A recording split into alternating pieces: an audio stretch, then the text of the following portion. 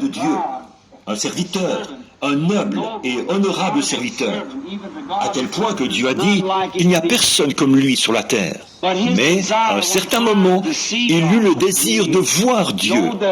Il savait que Dieu existait. Et il avait envie de le voir, ou, en d'autres mots, d'aller chez lui, de frapper à la porte et dire « J'aimerais te parler », puis de s'asseoir, de parler avec lui comme nous le ferions entre nous. Nous avons une entente. C'est pourquoi nous avons ces congrès où nous pouvons nous retrouver, exprimer nos pensées, et nous arrivons à une meilleure compréhension mutuelle lorsque nous pouvons discuter ensemble de différentes choses. Les prédicateurs le font, les gens de tous les milieux le font. Ils discutent entre eux. Et Job, Dieu était tellement réel pour lui qu'il voulait voir s'il ne pourrait pas aller frapper à sa porte et y avoir un entretien avec lui. Nous constatons que Dieu lui a effectivement parlé, mais qu'il était voilé. Il était voilé sous forme de tourbillon. Et il a dit à Job de se ceindre les reins, qu'il allait lui parler comme à un homme. Il est donc descendu dans un tourbillon et a parlé à Job. Et il s'est fait connaître à Job à travers le tourbillon. Mais toutefois, Job ne l'a pas vraiment vu. Il pouvait juste entendre le vent souffler et tournoyer dans les arbres. La voix est alors sortie du milieu du tourbillon. Mais Dieu était voilé dans le tourbillon. En Afrique du Sud, on utilise le mot Amoya, qui signifie une force invisible. Et cette force invisible qui se trouvait dans le tourbillon s'est exprimée d'une manière audible. Job en a entendu la voix, mais il n'a pas du tout vu sa forme, puisque Dieu s'est voilé dans le tourbillon. Nous voyons que l'un des grands prophètes de la Bible, Moïse, de l'Ancien Testament, l'un des serviteurs que Dieu avait choisi, sélectionné, prédestiné, lui aussi désirait le voir. Il avait été si intime avec lui et avait vu tant de choses provenant de sa grande main mystique qui le précédait et accomplissait des exploits que Dieu seul pouvait faire. Qu'un jour, il a désiré le voir et Dieu lui a dit « Va et tiens-toi sur le rocher ». Et pendant qu'il se tenait sur le rocher, Moïse l'a vu passer. Il a vu son dos. Et il a dit « Cela ressemblait à un homme, au dos d'un homme ».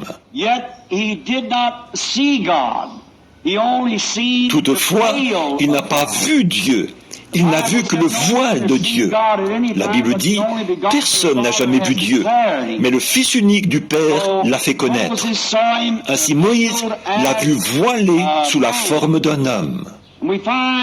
Et nous découvrons que le Jéhovah de l'Ancien Testament était simplement le Jésus du Nouveau Testament. Et le docteur Scofield, nous voyons ici que son expression « changer de forme » vient du mot grec « en morphé », qui signifie que l'invisible a été rendu visible. Quelque chose qui ne peut... Nous savons que c'est là. Cela pourrait être... ne peut être vu, mais néanmoins, nous savons que c'est là. Et lorsqu'il a changé de forme du en morphé, ce qui signifie qu'il est passé du surnaturel au naturel. Il n'a fait que changer de masque. Autrement dit, c'est semblable à une pièce de théâtre.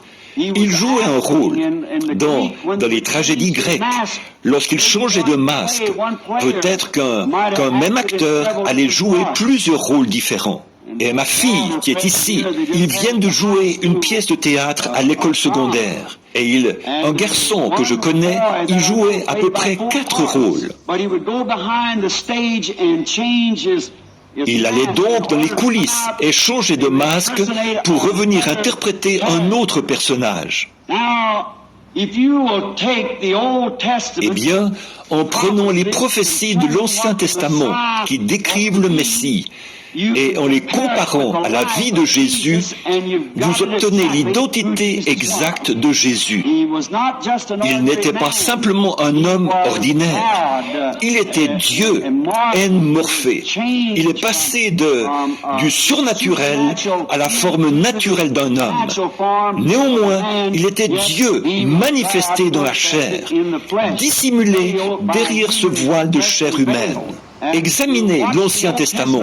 Je sais que je m'adresse ce soir à un auditoire composé de gens de différentes régions du monde. Et nous sommes ici pour découvrir ceci. Que sommes-nous? Que sommes-nous en train de faire? Qu'est-ce que nous... Vers quoi nous dirigeons-nous? Qu'est-ce qui se passe? Que signifie tout ceci?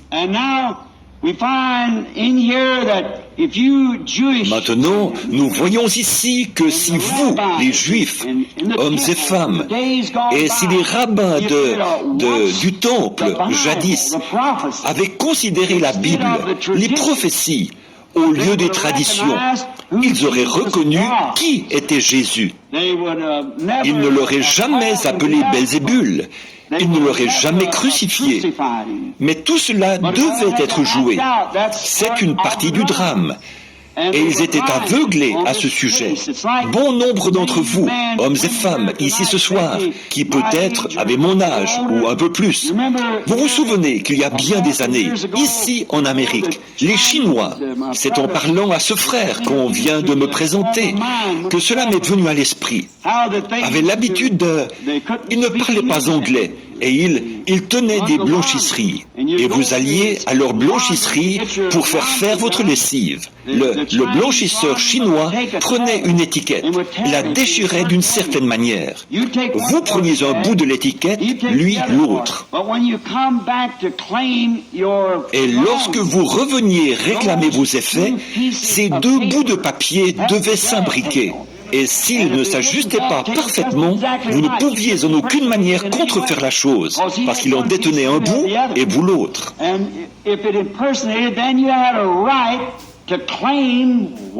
Et s'il y avait falsification, vous étiez alors en droit de réclamer ce qui vous appartenait.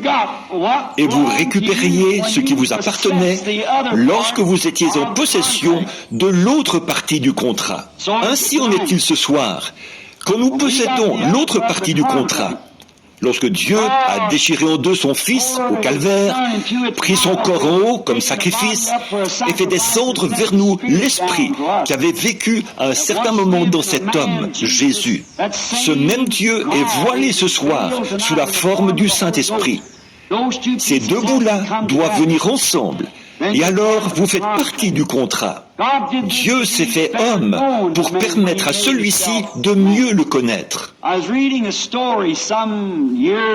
Je lisais une histoire il y a quelques années, et on y racontait qu'un grand et noble roi, je ne me rappelle pas son nom pour l'instant, je ne pensais pas parler de cette histoire. Peut-être n'est-elle que fictive, mais elle fait ressortir un point qui servira de base à ce que nous voulons dire. Ce roi, qui était si noble et qui avait tant d'amour pour ses sujets, déclara un jour devant sa garde et la famille royale, « C'est aujourd'hui la dernière fois que vous me voyez pour bien des années. » Et sa garde et les nobles lui dirent, « Bon roi, pourquoi dites-vous cela? Partez-vous pour quelque pays étranger où vous deviendrez un étranger ?» Il dit, « Non, je vais rester ici même. » Mais dit-il, « Je vais me mêler à mes sujets. Je vais devenir paysan. Je vais couper du bois avec le bûcheron. Je vais labourer la terre avec le laboureur. Je vais émonder les vignes avec ceux qui émondent les vignes. Je vais être l'un d'entre eux pour mieux me familiariser avec ce qu'ils font. Et je les aime, et je veux mieux les connaître personnellement. Ils ne sauront pas que c'est moi, mais néanmoins, c'est de cette façon-là que je veux les connaître.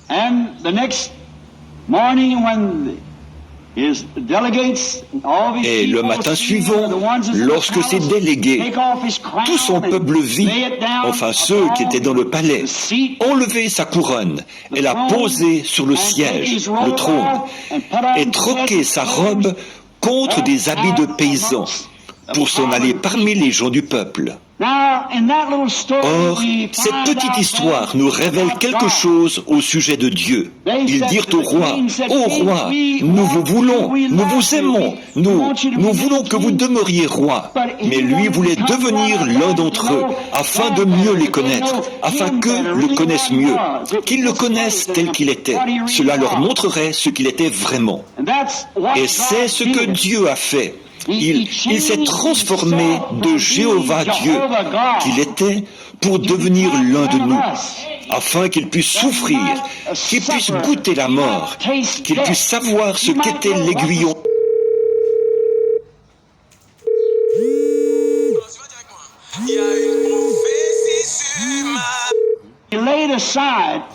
Il a mis de côté sa couronne et son vêtement pour devenir l'un de nous. Il a lavé les pieds parmi les humbles. Il a habité sous les tentes avec les pauvres. Il a dormi dans les bois et dans la rue avec les déshérités. Il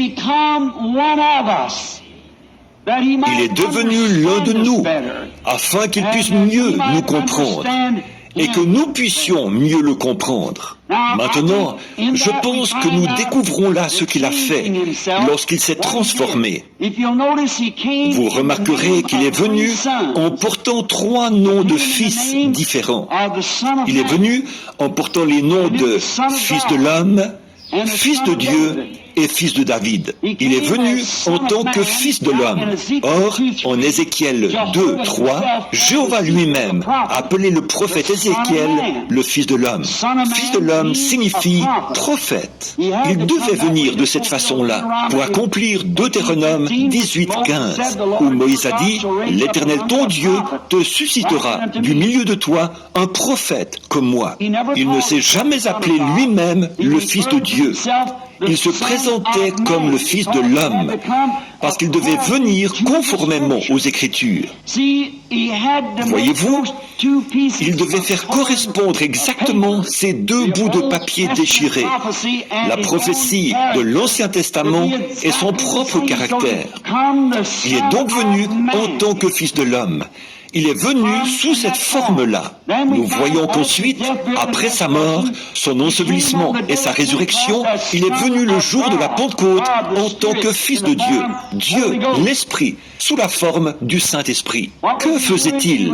Il se métamorphosait, se faisant connaître à son peuple sous une forme différente.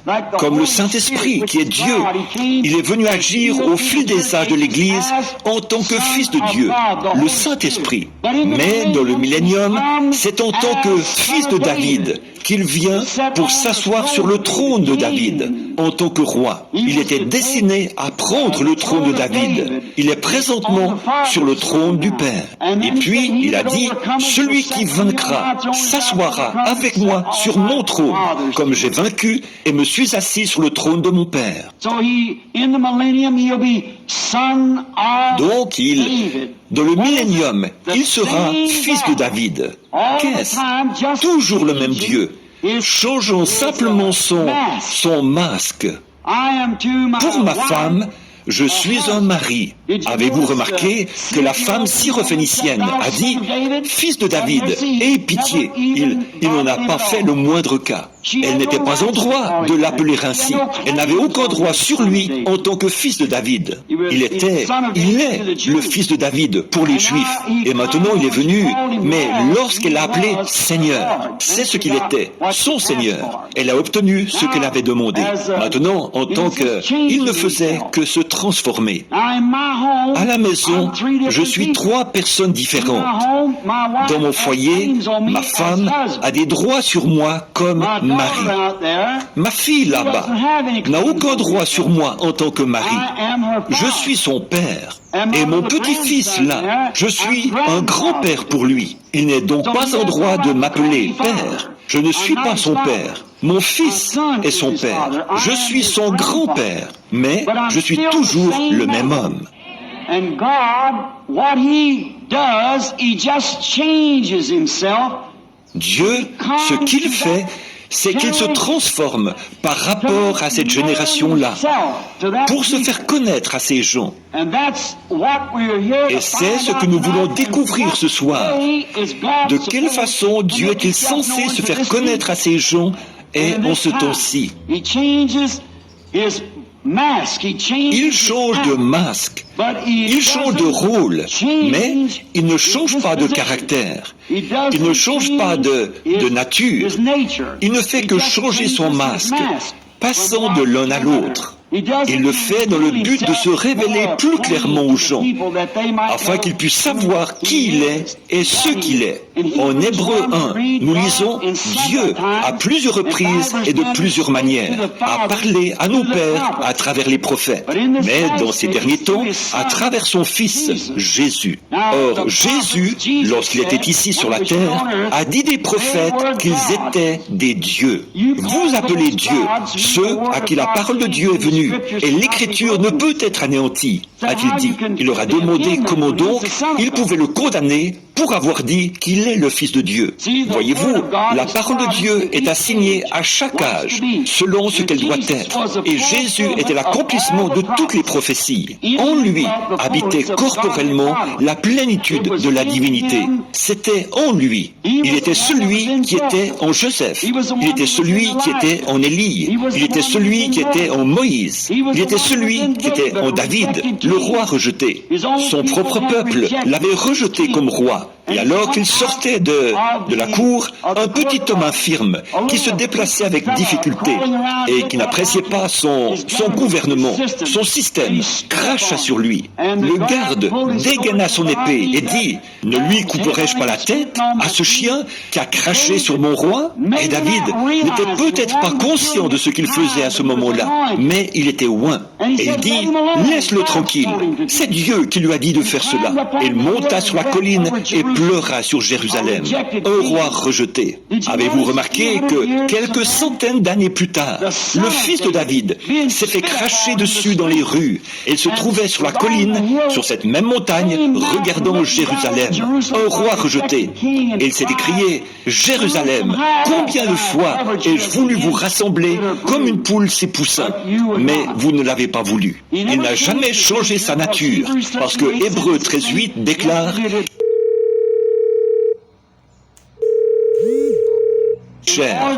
afin de mourir pour nous racheter du péché. C'est pourquoi il s'est transformé lui-même et s'est fait homme. Nous voyons dans Jean 12:20 que les Grecs avaient entendu parler de lui. Or, personne ne peut jamais entendre parler de lui sans que son cœur ne brûle de le voir. Comme Job et les prophètes d'antan, ils ont tous désiré le voir. Ainsi, ces Grecs sont venus pour le voir. Ils s'adressèrent à Philippe de Bethsaïda et lui dirent « Monsieur, nous voudrions voir Jésus. » Les Grecs voulaient le voir, mais ils ne pouvaient pas le voir parce qu'il était dans le temple de son humanité. Dieu était en Christ, réconciliant le monde avec lui-même. Nous découvrons donc qu'ainsi ces Grecs ne pouvaient le voir. Et remarquez les paroles mêmes que Jésus leur adressa par la suite. Il dit, « Si le grain de blé ne tombe en terre et ne meurt, il reste seul. » En d'autres mots, il ne serait jamais en mesure de le voir sous cette forme changée, sous ce masque qu'il portait alors, parce qu'il était voilé dans la chair humaine. Mais lorsque ce grain de blé tomberait en terre, alors il produirait toutes les races. Il était envoyé aux Juifs, bien sûr, à ce moment-là, mais ce grain de blé devait tomber. Il voilait Dieu dans une chair humaine, caché aux incroyants, mais révélé aux croyants. Dans Jean 1, au commencement était la parole, et la parole était avec Dieu. Et la parole était Dieu, et la parole a été faite chair, et elle a habité parmi nous, et nous l'avons contemplé, le Fils unique venu du Père, plein de grâce. Donc, au commencement était la parole. Une parole est une pensée exprimée. Au commencement, il n'était même pas Dieu. Or, notre mot anglais actuel, God, signifie objet d'adoration. Combien cela peut jeter la confusion dans les esprits. On peut faire de quelqu'un un Dieu. On peut faire faire un Dieu de n'importe quoi. Mais dans l'Ancien Testament, dans Genèse 1, au commencement Dieu, le mot utilisé est Elohim. Elohim signifie celui qui existe par lui-même. Quelle différence il y a entre le mot Elohim et notre mot Dieu? Elohim signifie celui qui existe par lui-même. Nous ne pouvons pas exister par nous-mêmes. Nous ne pouvons pas être tout-puissants, omnipotents, omniprésents, omniscients. Ce mot Elohim exprime tout cela. Nous ne pouvons pas être cela. Cet arbre dont vous faites un Dieu, ou ce bâtiment, n'existe pas par lui-même. Ainsi Dieu, au commencement, était la vie, celui qui est éternel. En lui se trouvaient des attributs, et ces attributs sont devenus des paroles. Et la parole est devenue chair. Jésus était le Rédempteur, et racheter signifie ramener. Et s'il faut ramener une chose, c'est qu'elle devait d'abord se trouver quelque part pour qu'on l'y ramène. Ainsi, vous voyez, tous ne pourront pas le voir, parce que tous n'étaient pas dans la pensée de Dieu au commencement. Voyez-vous? Regardez ces prêtres, lorsqu'ils le virent s'exprimer tout à fait conformément à la parole, ce qu'il était. Ils dirent, c'est Belzébul. Cela montrait d'où venait leur nature. Celle-ci reflétait l'opinion moderne de l'époque. Mais cette petite prostituée qu'il rencontra à la porte, et à qui il dit, exprima son signe messianique en lui disant ce qu'elle avait fait. Eh bien, elle répondit, « Seigneur, je vois que tu es prophète. Nous savons que le Messie, quand il sera venu, nous annoncera toutes ces choses. » Elle le reconnaissait comme le Messie, le oint, parce qu'il remplissait les conditions scripturaires. Ne le voyez-vous pas? Ce sont ces deux bouts de papier qui se rencontraient. Nous savons que lorsque le Messie... Dieu a-t-il dû faire tel et tel alliage pour obtenir le timbre particulier de cette cloche, comme le fait le fondeur. Mais lorsque Jésus s'est retourné et a dit « Je le suis, moi qui te parle », il n'a pas été du tout parlé de Belzébul. Elle laissa sa cruche, entra au courant de la ville et dit « Venez voir un homme qui m'a dit tout ce que j'ai fait. Ne serait-ce pas justement le Messie ?» Voyez-vous?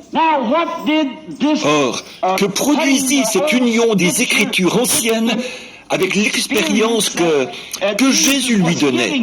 Quel en fut le résultat? Cela a produit le Messie. Et l'avez-vous remarqué?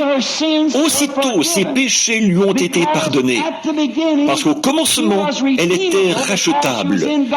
Parce qu'elle était dans la pensée de Dieu au commencement. Donc, cela l'a rachetée ou l'a ramenée lorsqu'elle a vu la manifestation de l'Écriture exprimant Jéhovah, ce qu'il était, ce qu'il est. Maintenant, lorsque Jésus est venu, s'il était venu avec le message de Noé, ça n'aurait pas marché.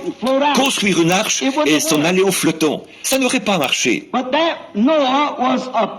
Mais Noé était une portion de Dieu. Il se conduisait d'une façon bizarre, parce qu'il était bizarre. Et son message était bizarre, parce que c'était la parole rendue manifeste. Il n'aurait pas pu venir avec le message de Moïse, parce que ça n'aurait pas marché. Moïse était Dieu partiellement manifesté. Il était la parole exprimée pour cette heure-là. Jésus, lui, ne pouvait pas venir ainsi. La Bible n'a jamais dit qu'il viendrait de cette façon-là.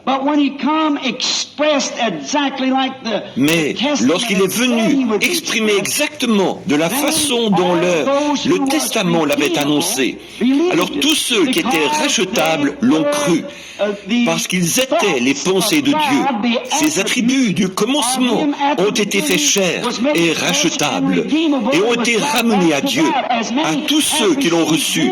Il a donné le pouvoir de devenir enfants de Dieu.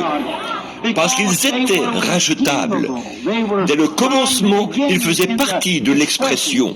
Si nous pouvions nous arrêter ici un instant, si c'était possible, et penser à cela, ce soir, au message de l'heure, les pensées exprimées de Jéhovah. Mais avant la fondation du monde, nous est-il déclaré, nos noms furent placés dans le livre de vie de l'agneau. Nous pouvons alors voir les deux côtés, comme je le disais au début.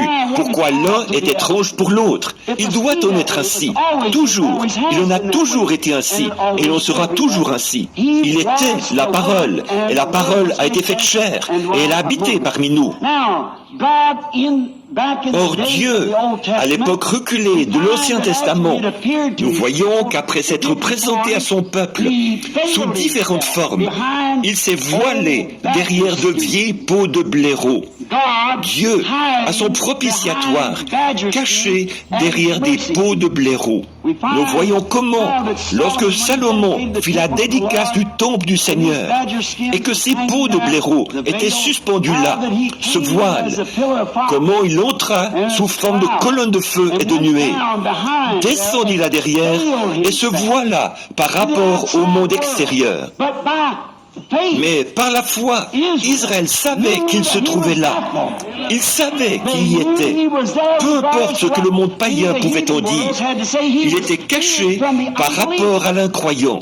Mais le croyant, par la foi, savait qu'il était là derrière. Ils obtenaient miséricorde. Et lui était à son propitiatoire. C'était un grand secret.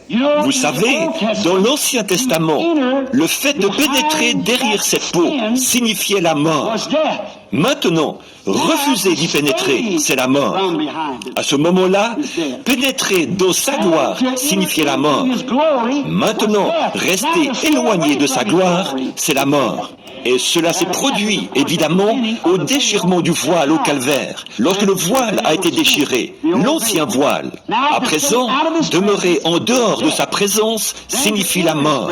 En ce temps-là, entrer en sa présence signifiait la mort. Voyez-vous, cela change de l'un à l'autre.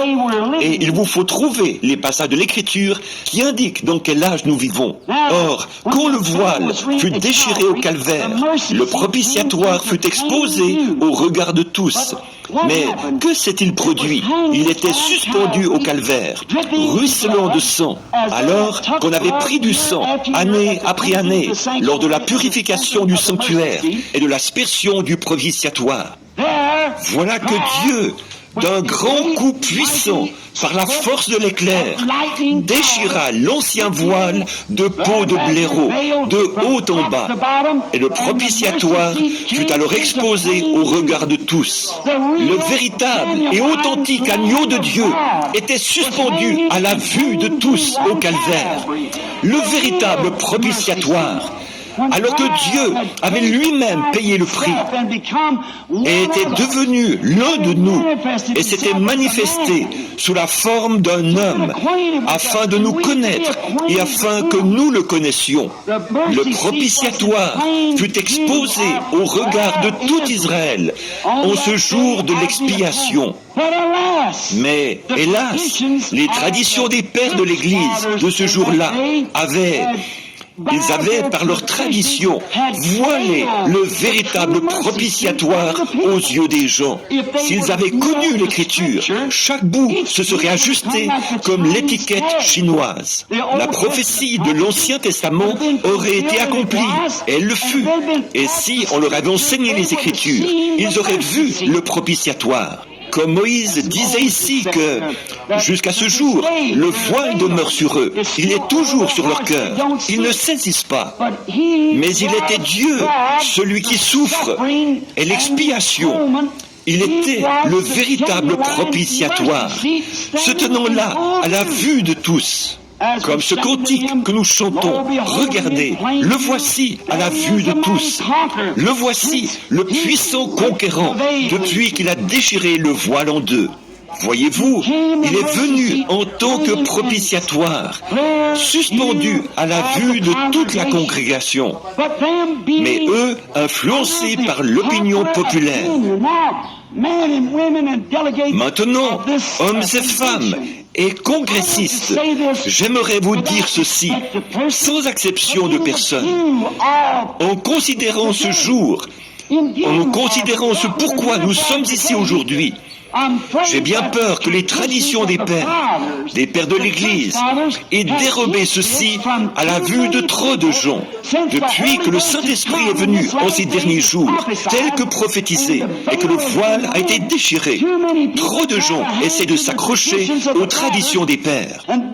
Et voilà pourquoi ils ne peuvent pas voir cette joie extrême, cette paix et ces choses que l'Église possède aujourd'hui.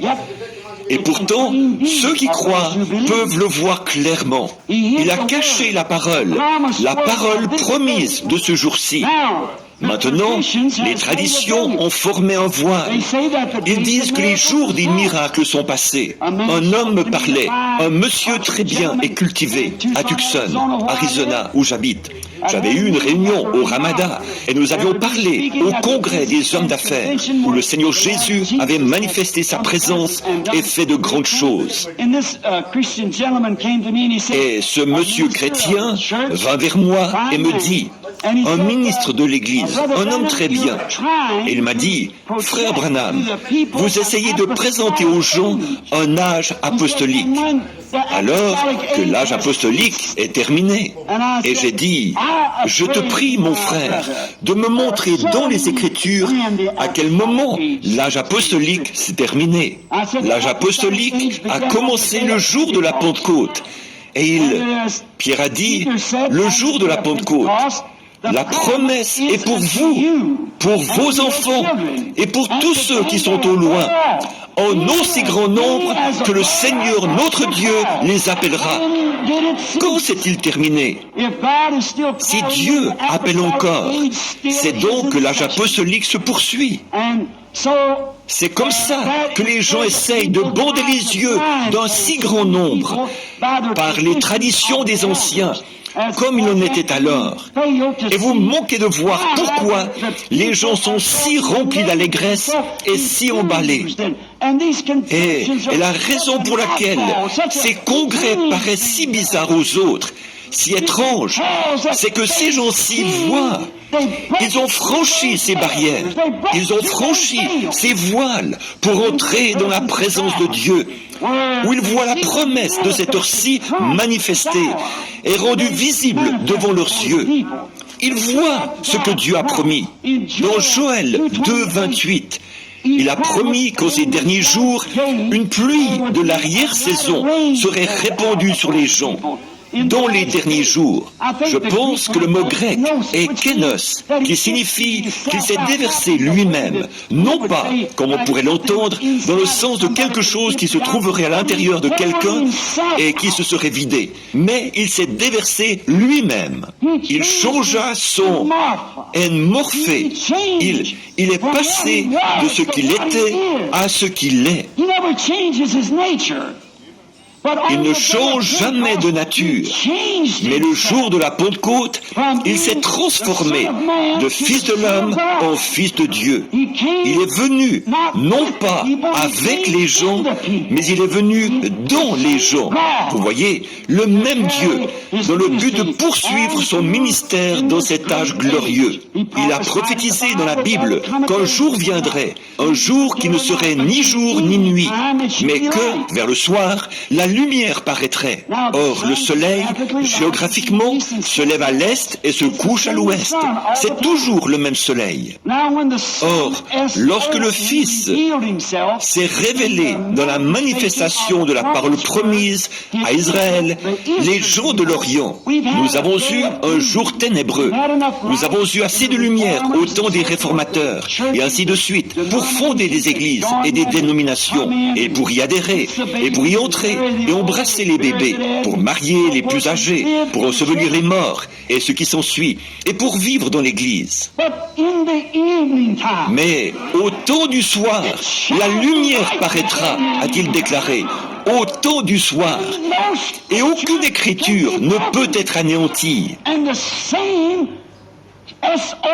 Et le même Fils qui s'est déversé lui-même, Kénos, le jour de la Pentecôte, a promis de faire de même au temps du soir. Voyez-vous, c'est selon la promesse. Joignez les deux bouts de l'étiquette, observez ce qui se passe et voyez ce qu'il a promis. Vous verrez alors où nous en sommes. Remettez la chose ensemble. Vous pouvez voir le dévoilement de cet être grand et puissant.